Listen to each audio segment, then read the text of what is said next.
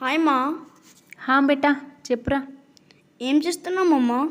ఏం లేదురా, నీకు ఇష్టమైన మునక్కాడ ఎగ్ పులుసు చేస్తున్నా. ఓ వావ్, ఈ కర్రీ చాలా బాగుంటుంది కదమ్మా. అవును కదా. ఈ కర్రీ ఎలా చేస్తామమ్మా?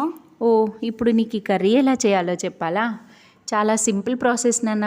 స్టవ్ పై ప్యాన్ పెట్టి ఆయిల్ వేసుకొని ఆవాలు జీలకర్ర వేసుకున్నాక సన్నగా కట్ చేసుకున్న ఆనియన్స్ వేసుకొని కలుపుకుంటూ వేయించుకోవాలి. ఇప్పుడు సన్నగా క్రష్ చేసుకున్న వెల్లుల్లి రెబ్బల్ని కూడా వేసుకొని వేయించుకోవాలి. 1 టీ స్పూన్ అల్లం వెల్లుల్లి పేస్ట్ని వేసుకొని బాగా కలుపుకుంటూ వేయించుకున్నాక మునక్కాడ ముక్కల్ని వేసుకొని కలుపుకుంటూ వేయించుకోవాలి.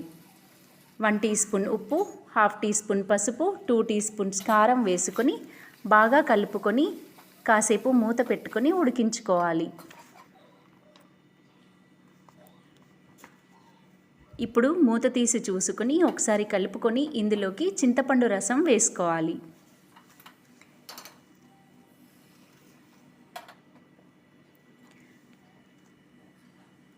ఒకసారి కలుపుకున్నాక మూత పెట్టి ఉడికించుకోవాలి. ఈలోపు కోడిగుడ్లని ఉడకపెట్టుకొని పక్కకు పెట్టాలి.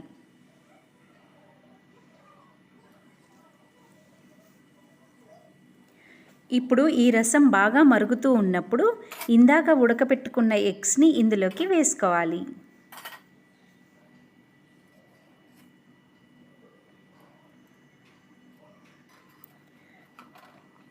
మళ్ళీ ఒకసారి మూత పెట్టుకొని బాగా మరిగించుకోవాలి.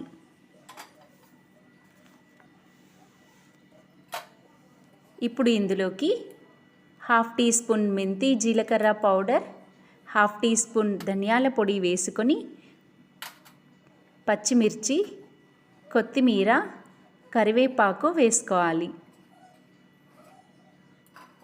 బాగా కలుపుకొని మూత పెట్టి మరిగించుకోవాలి.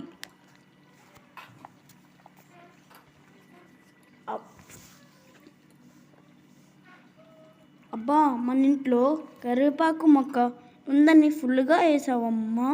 అంతే కదా మరి. ఓకే మమ్మ, కర్రీ రెడీ అయింది కదా. నాకు అన్నం పెట్టు మమ్మ, నేను లాగిన్ చేస్తాను మమ్మ. ఓకే మరి, నేను తినేస్తాను, మీరు తయారు చేసుకోండి. Bye bye bye, Tata.